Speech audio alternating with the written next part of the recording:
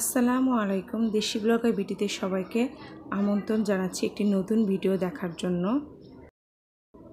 সবাই কেমন আছেন? আশা করি সবাই ভালো আছেন। আমরা আল্লাহর রহমতে ভালো আছি। তো এখন লকডাউন চলছে, তো লকডাউনে হঠাৎ করে ফুচকা খেতে খুব ইচ্ছা করছিল। তো ঘরেই যা ছিল সেটা দিয়েই আমরা দই ফুচকা বানিয়ে খেলাম। তো কিভাবে বানালাম এই দই ফুচকা ঘরোয়া উপাদান দিয়ে সেটা আপনাদের সাথে আজকে শেয়ার করব।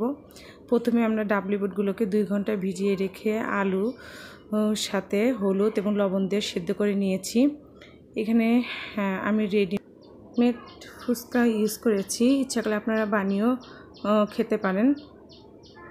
তো এখন আমি তেলের ভিতরে ফুচকাগুলোকে ভেজে নিচ্ছি।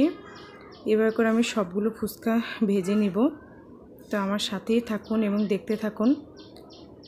এখন যেহেতু লকডাউনের সময় বাইরে যাওয়া পসিবল হয় না সব সময়, আবার বাইরে দোকানগুলো সব বন্ধ। তো এই অবস্থায় ফুচকা খেতে খুব ইচ্ছা করছিল। তো ঘরেই যেসব উপাদান ছিল তা দিয়েই এখন দই ফুচকা বানিয়ে খাবো, সেটাই আপনাদের সাথে আজকে শেয়ার করছি। আশা করি আপনাদের ভালো লাগবে এবং আমাদের মতনই আপনাদের খেতে ইচ্ছা করলে এভাবে বানিয়ে খাবেন। তো চলুন দেখে নেওয়া যাক কীভাবে কী উপকরণ দিয়ে আমরা দ্রুত এই দই ফুচকাটি বানিয়ে খেলাম।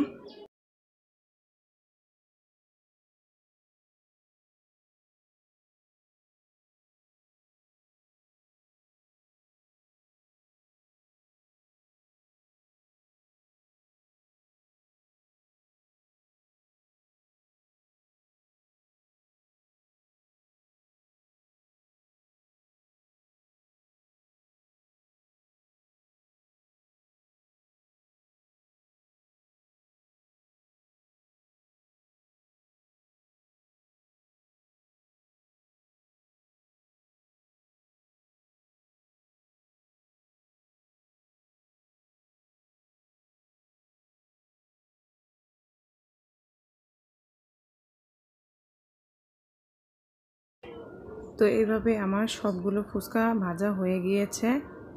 এখন আমি সেদ্ধ করা ডাবলি পুটির ভিতরে কুচি করা পেঁয়াজ এবং কাঁচামরিচ দিয়ে দিচ্ছি, চাট মশলা এবং চিলি ফ্লেক্স দিয়ে দিচ্ছি।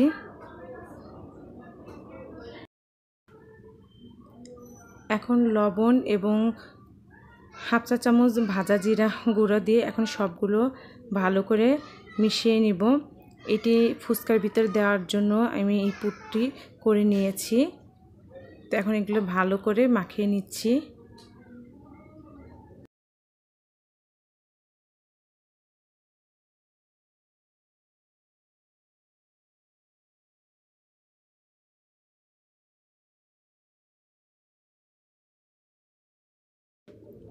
এখন তেঁতুলের টক করে নিচ্ছি।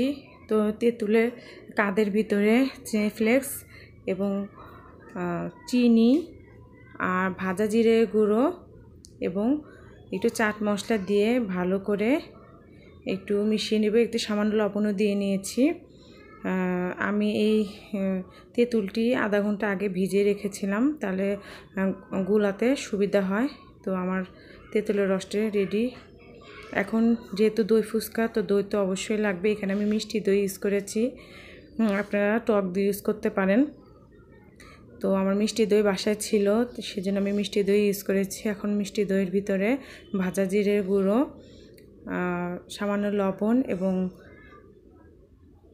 চাট মশলা দিয়ে ভালো করে, দেখতে পাচ্ছেন আমি ফেটিয়ে নিচ্ছি। ফেটিয়ে নিলে একটু পাতলা হবে এবং সব মশলাগুলো এটার সাথে ভালো করে মিশবে। টক দই হলে আমি এখানে চিনি ইউজ করতাম, যেহেতু এটা মিষ্টি দই এই জন্য আমি এতে কিছু চিনি ইউজ করিনি। এই যে আমার সব উপাদান তৈরি করা শেষ, ফুচকা ভাজা শেষ, পুর তৈরি করা, দই, টক, তেঁতুলের টক সব তৈরি করা হয়ে গিয়েছে। এখন আমার এটি বানানোর পালা। তো চলুন দেখে নেওয়া যাক কীভাবে বানাই।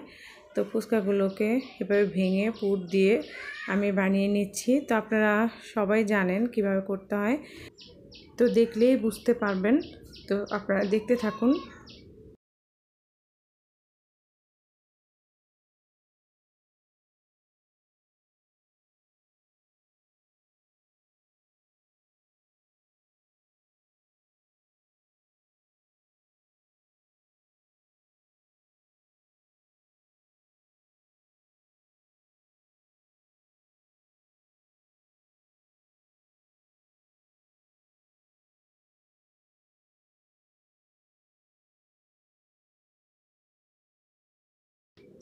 এই যে আমার সবগুলো ফুচকা বানানো হয়ে গিয়েছে। এখন এর উপরে আমি দই দিয়ে দিব, যেহেতু দই ফুচকা দই তো দিতেই হবে।